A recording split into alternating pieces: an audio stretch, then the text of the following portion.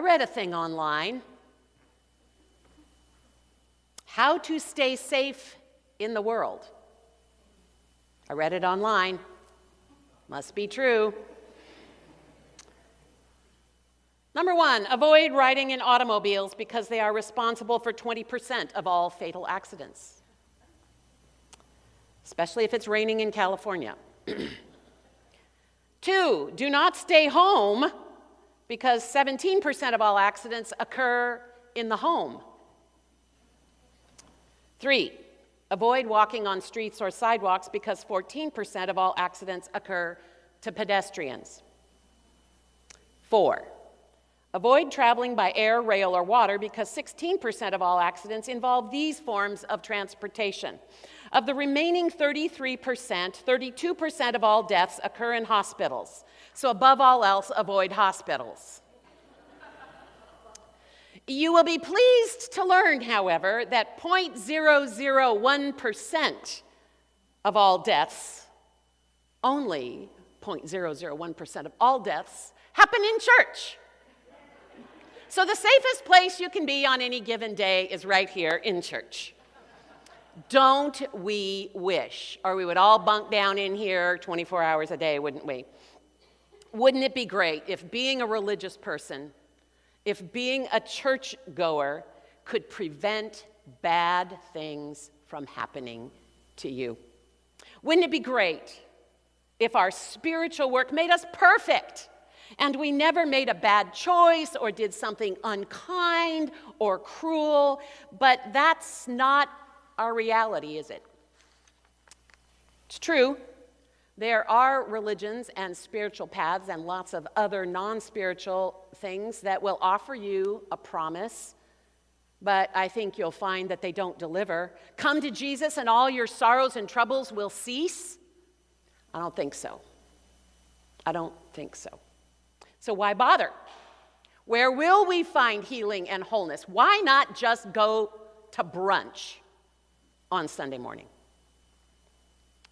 Well, Paul uses this really memorable image that you just heard read by Jackie of treasures in clay jars.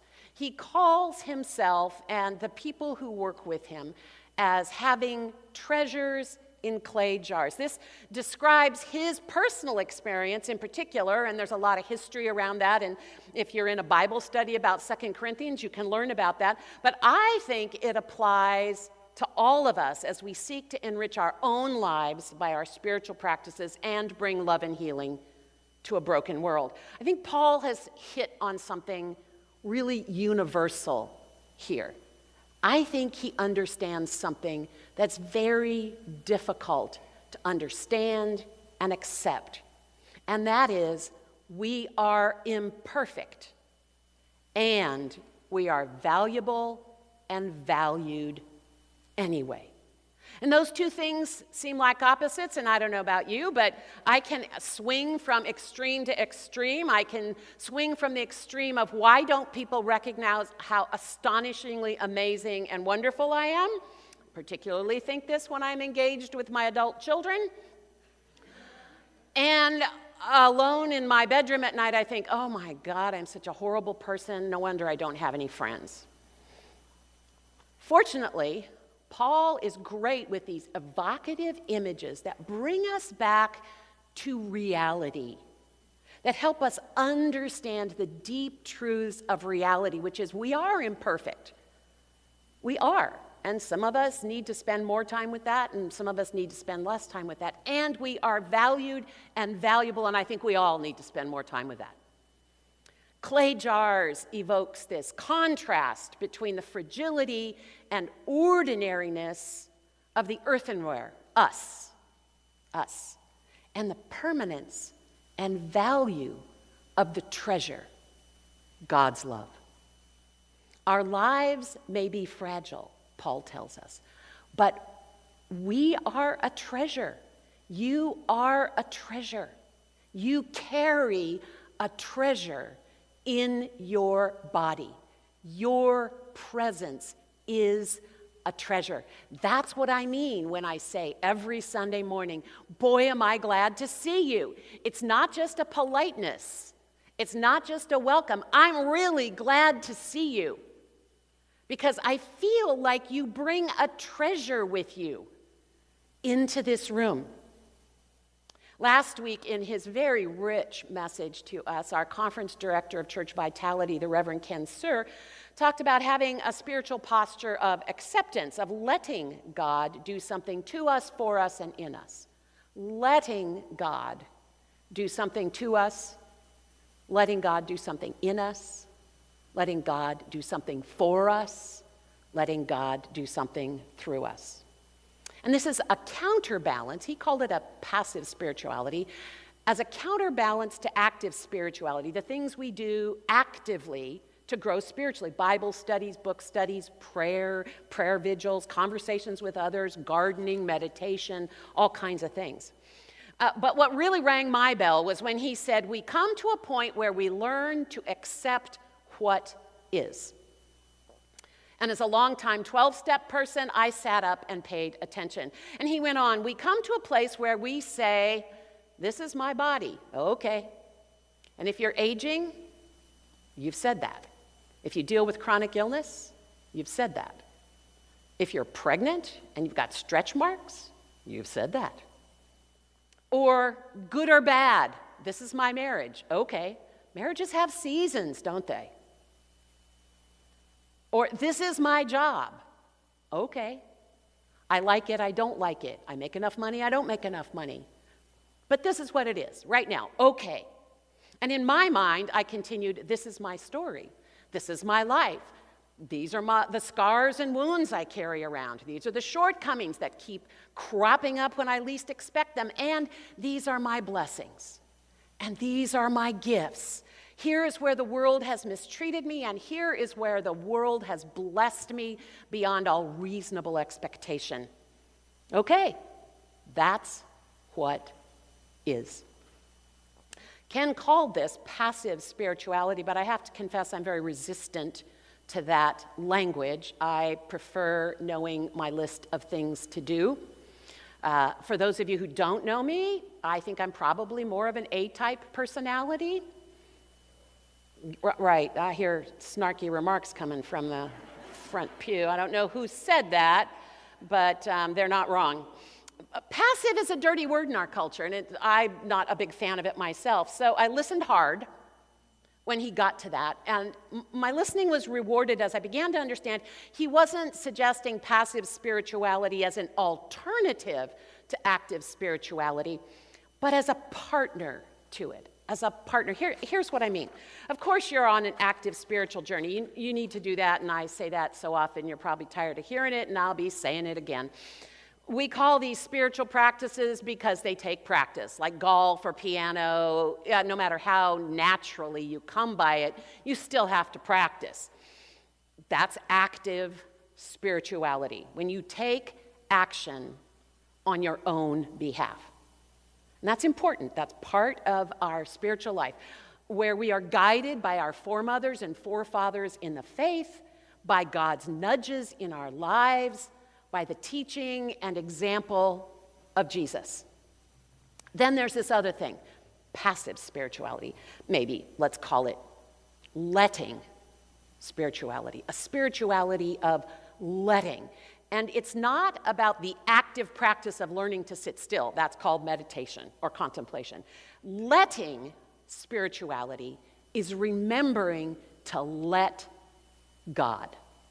Let God. You don't give up, but you do remain still and ask for God's help, often for forbearance, sometimes for guidance, sometimes for peace. Paul offers this sort of steadying and faithful word of encouragement to all who have fallen into turbulent waters, because that's how he feels about himself. People who've been bruised in body and spirit by the path they've walked, by the world they've encountered. In letting spirituality, you remember your value. You remember that your soul is whole, even when your life seems shattered. And you let God do a work in you. You let God do a work in you. This concept of letting God is not an easy one. We're not prone that way, and our culture certainly does not value passivity. A friend of mine, Kathy McShane, along with her partner Ilan Babchuk, wrote a new book, and they begin their prologue this way. Let is a risk-taking verb. To let something happen is very different than making something happen. To invite whatever a letting brings is to relinquish the control we imagine we have, trusting that whatever may come will be of God. The Genesis story begins with a creator who says, "Let there be light." This letting begins with our acceptance of what is. This is my life. Okay, here I am, says Mary in the Christmas story. Do with me what you will, she says to the angel. She lets God use her. And then we humble ourselves enough to remember that we may or may not know what way is best for us, to know God, to live in God, and we might want to let God do a work in us. You may find this idea that even in your shatteredness, you're valuable to be a difficult concept. I'd like to share something with you. I really like archaeology things. I have a very amateur interest. I like documentaries about archaeology. I don't know very much about it. But here's something I picked up along the way. Archaeologists call some pottery shards, it's a shard of pottery, ostraka. This is your Greek word for the day. This will help you in the New York Times crossword puzzle, and it will let you be smarter than your friends at Sunday brunch. This is not an ostraka.